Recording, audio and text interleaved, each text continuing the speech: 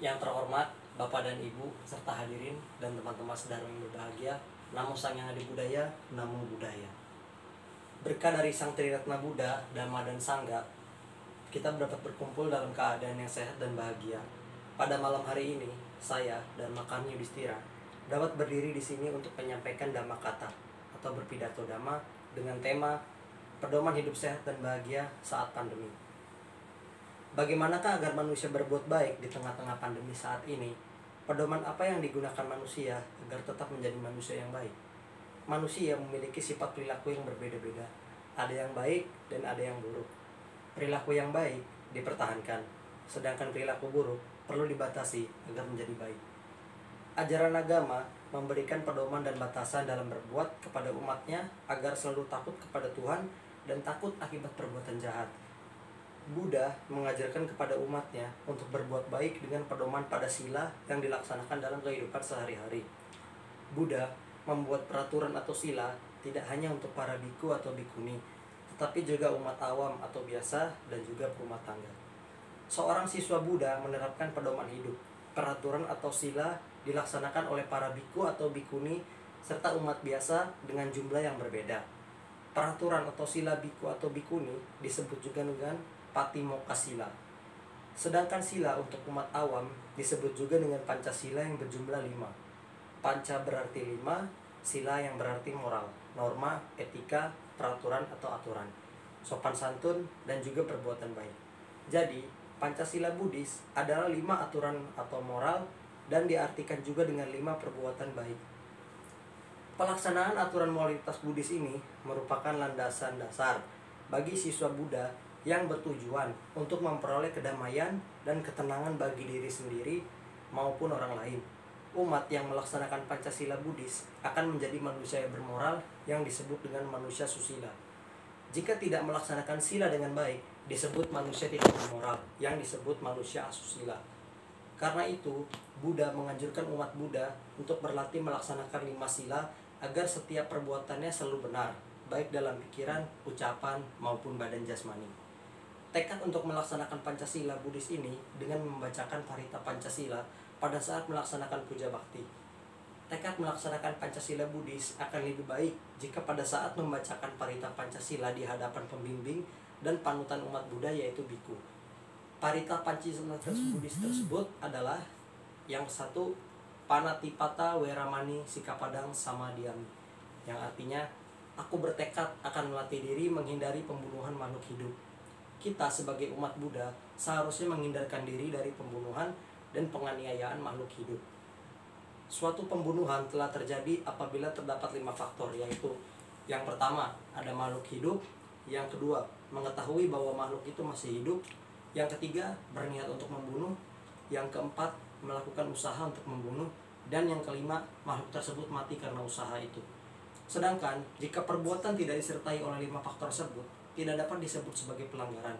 Contoh, pelanggaran sila pertama atau membunuh, yaitu meracuni, menyakik, menyiksa, menyakiti, menangkap, dan memukul manusia dan binatang. Akibat dari sering-seringnya melakukan pelanggaran sila pertama ini adalah pendek umur, sakit-sakitan, atau bisa juga terlahir cacat. Oleh karenanya, agar tidak terjadi pelanggaran, hendaknya melaksanakan pengembangan cita kasih dan kasih sayang. Salah satu contohnya yaitu dengan function atau melepas makhluk hidup ke habitatnya. Ada binatang yang terluka kita obati, menyayangi orang tua, keluarga sesama manusia, dan binatang. Lalu yang kedua, Adinadana Weramani Sikapadang Samadhyami, yang artinya aku bertekad akan melatih diri menghindari pencurian. Semua agama juga mengajarkan untuk tidak mencuri. Dalam agama Buddha, mencuri adalah pelanggaran sila kedua. Suatu pencurian telah terjadi bila terdapat 5 faktor sebagai berikut. 1. Mengetahui bahwa barang itu ada pemiliknya. Yang kedua, berniat untuk mencurinya. Yang ketiga, melakukan usaha untuk mengambilnya. Yang keempat, berhasil mengambil usaha melalui usaha itu. Contoh pelanggaran sila kedua ini adalah menyontek pada saat ulangan, meminjam tanpa izin atau tanpa dikembalikan, menjamret dan sebagainya. Bagaimana caranya agar tidak melanggar sila kedua ini? Tentunya dengan cara melaksanakan cara-cara berpenghidupan yang benar. Misalkan, mengambil barang orang lain dengan izin, melakukan cara yang benar untuk mendapatkan yang diinginkan, Tentunya kita sebagai siswa Buddha tidak mau hidup nantinya miskin. Hidup tergantung kepada orang lain atau bisa juga keinginannya tidak tercapai. Selanjutnya sila ketiga, yaitu Kamesu Micacara Weramani Sikapadang Samadhyami, yang artinya aku bertekad untuk menghindarkan diri dari perbuatan asusila. Menahan diri merupakan hal yang terpenting dalam Buddhisme. Untuk itu, kita harus menjaga perilaku kita sebaik mungkin agar pelanggaran sila ketiga ini tidak muncul. Sebagai siswa Buddha yang baik, saya senantiasa menggunakan pakaian yang sopan, rapi dan bersikap sopan terhadap lawan jenis saat melakukan kegiatan baik di rumah maupun pada saat ke sekolah minggu Buddha. Bagaimana jika Anda seseorang yang tidak melakukan hal-hal tersebut? Tentunya akan berdampak tidak baik untuknya. Misalnya ia akan disenangi orang, memiliki penyakit kelamin, memiliki pasangan hidup yang tidak disayangi. Lalu ada Pancasila keempat, yaitu Musawada Weramani Sikapadang Samadhyami, yang artinya aku bertekad akan melatih diri menghindari diri dari berbohong. Seorang umat awam hendaknya menghindari perkataan yang tidak benar dan selalu mengucapkan kata-kata yang sopan. Sehingga karena tidak ada kebohongan di antara semuanya, musawadah telah terjadi bila terdapat 4 faktor yang terdiri dari 1. Sesuatu atau hal yang tidak benar. Yang kedua, mempunyai niat untuk menyesatkan. Yang ketiga, berusaha untuk menyesatkan. Dan yang keempat, orang lain jadi tersesat. Apa saja yang termasuk ke dalam pelanggaran sila keempat ini? Yaitu menghasut, mempengaruhi, memfitnah, omong kosong, berbohong, berkata kasar, dan bergosip. Bagaimana jika kita melanggar sila keempat ini? Banyak sekali sebabnya. Lalu yang pertama ada menjadi sasaran penghinaan, memiliki penyakit mulut berbau tidak sedap, tidak dipercaya, dan tidak disenangi. Dalam kehidupan sehari-hari, kita hendaknya berbicara dengan benar, tidak bergosip, tidak berkata kasar. Suatu perkataan itu mengandung makna dan bermanfaat, sehingga orang yang mendengar akan senang dengan ucapan kita. Siswa Buddha menyampaikan ucapan dengan lembut dan penuh cinta kasih.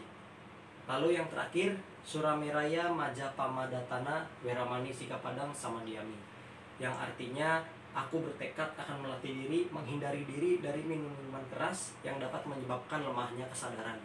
Hilangnya pengendalian terhadap kesadaran dapat mengakibatkan hilangnya pengendalian terhadap pikiran, ucapan, dan perbuatan. Menghindari minuman anggur dan bir yang mengandung alkohol adalah sikap siswa Buddha yang baik. Sila kelima ini telah dilanggar apabila terdapat 5 macam faktor sebagai berikut. Yang pertama, ada sesuatu yang merupakan sura, meraya, atau maja, yaitu sesuatu yang membuat nekat, mabuk, tidak sadarkan diri, yang menjadi dasar dari kelengahan dan kecerobohan. Lalu yang kedua, ada niat atau meminum atau menggunakannya. Lalu yang ketiga, meminum atau menggunakannya. Yang keempat, timbul gejala-gejala mabuk. Dan yang kelima, mabuk atau hilangnya kesadaran.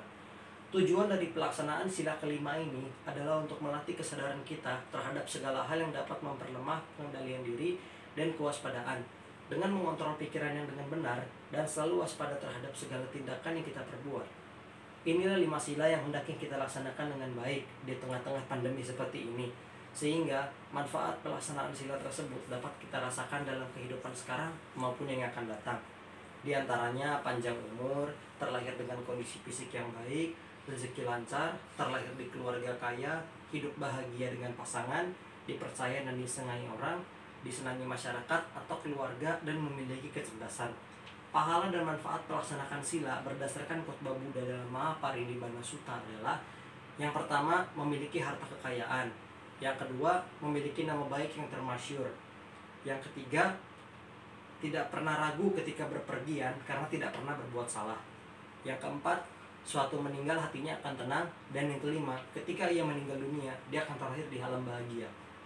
Para bapak ibu dan teman-teman sedang yang berbahagia, teman-temanku semua, tentunya selain kita memiliki pedoman hidup 5 latihan kemoralan, kita juga hendaknya memperhatikan anjuran pemerintah untuk selalu mematuhi protokol kesehatan. Kesehatan adalah keuntungan yang berharga melebihi apapun. Harta, kedudukan, pengikut pun tak sebanding harganya dengan kesehatan kita. Ketika seseorang sakit, meskipun dia memiliki banyak harta, ia tak dapat menikmatinya dengan bahagia. Ia bahkan akan menghabiskan banyak hartanya untuk biaya pengobatan. Ketika seseorang sakit, kedudukan maupun pengikut pun tak dapat membuatnya bahagia. Oleh karena itu, betapa bahagianya mereka yang sehat. Dalam agama Buddha, kesehatan sungguhlah penting. Buddha sendiri mengakui, dalam Dhammapada disebutkan, bahwa kesehatan adalah perolehan terbesar seorang yang ia miliki. Aroya Paramalaba Dhammapada 204. Cara hidup sehat saat pandemi yaitu dengan menerapkan protokol kesehatan 5M, yaitu yang ke-1, memakai masker, menutup mulut, hidung, dan dagu Anda. Pastikan bagian masker yang berwarna berada di sebelah depan. Yang kedua, tekan bagian atas masker supaya mengikuti bentuk hidung Anda dan tarik ke belakang ke bagian bawah dagu. Lepas masker yang telah digunakan dengan hanya memegang tali dan langsung buang ke tempat sampah tertutup. Cuci tangan pakai sabun setelah membuang masker yang telah digunakan ke dalam tempat sampah. Biar bersih, ganti masker Anda secara rutin apabila kotor atau basah. Lalu yang kedua, ada mencuci tangan. Basahi seluruh tangan dengan air bersih mengalir. Gosok sabun ke telapak, punggung, tangan, dan sela jari. Bersihkan bagian bawah kuku-kuku. Bilas tangan dengan air bersih mengalir. Keringkan tangan dengan handuk atau tisu. Lalu yang ketiga ada menjaga jarak. Menjaga jarak saat berkumpul maupun saat berkomunikasi dengan orang lain dengan jarak yang aman adalah cara yang ketiga. Senantiasa menjaga jarak aman 1-1,5 meter dengan tetap menggunakan masker, menggunakan ruangan maksimal 50% dari jumlah normal. Lalu yang keempat, menjauhi kerumunan. Dan yang kelima, membatasi mobilitas dan interaksi. Demikian Dhammakata yang sangat saya sampaikan. Ingat pesan Ibu untuk menerapkan protokol kesehatan 5M. Semoga kita semua senantiasa berlimpah berkah, sehat, dan bahagia. Namo Sang Hyang Adi Budaya, Namo Buddhaya.